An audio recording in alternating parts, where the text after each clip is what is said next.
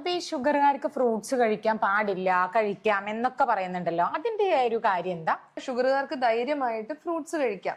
പക്ഷെ നമ്മൾ സെലക്ട് ചെയ്യേണ്ട ഫ്രൂട്ട്സും ശ്രദ്ധിക്കണം, അത് കഴിക്കുന്ന രീതിയും ശ്രദ്ധിക്കണം.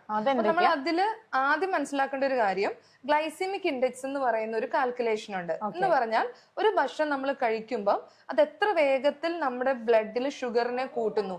ഗ്ലൈസിമിക് ഇൻഡെക്സ് എന്ന് പറഞ്ഞാൽ നമ്മളൊരു ഭക്ഷണം കഴിക്കുമ്പോൾ എത്ര വേഗത്തിൽ നമ്മുടെ ബ്ലഡില് ഷുഗറിന്റെ അളവ് കൂടുന്നു, അതനുസരിച്ചാണ് അത് കാൽക്കുലേറ്റ് ചെയ്യുന്നത്. അപ്പൊ ഫ്രൂട്ട്സിൽ 2 കാറ്റഗറി ഉണ്ട്. ഗ്ലൈസിമിക് ഇൻഡെക്സ് കൂടിയ ഫ്രൂട്ട്സും ഉണ്ട്, കുറഞ്ഞ ഫ്രൂട്ട്സും ഉണ്ട്. അപ്പൊ ഈ ഷുഗർ പേഷ്യൻസ് കഴിക്കുമ്പോൾ ഈ ഗ്ലൈസിമിക് ഇൻഡെക്സ് കുറഞ്ഞ ഫ്രൂട്ട്സിന്റെ കൂടെ കൂടിയ ഫ്രൂട്ട്സ് മിക്സ് ചെയ്ത് കഴിക്കുകയാണെങ്കിൽ ഏറ്റവും നല്ലതാണ്.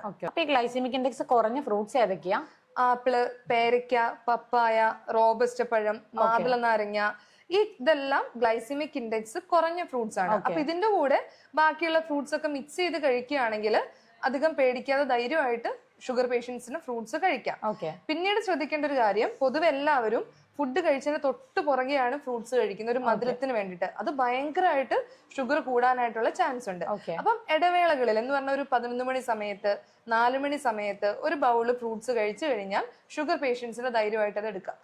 പിന്നെ നമ്മൾ എല്ലാവരും ചെയ്യുന്ന ഒരു മണ്ടത്തരം എന്താന്ന് വെച്ച് കഴിഞ്ഞാൽ എല്ലാവരും ഫ്രൂട്ട് ജ്യൂസ് ആയിട്ടാണ് കുടിക്കുന്നത്. അത് ഭയങ്കര അപകടമാണ്. കാരണം അതിനകത്ത് ഫൈബർ നഷ്ടപ്പെടും. ജ്യൂസ് ആയിട്ട് എടുക്കുക, പെട്ടെന്ന് ഷുഗർ ബ്ലഡിൽ കൂടാനുള്ള ചാൻസ് ഉണ്ട്.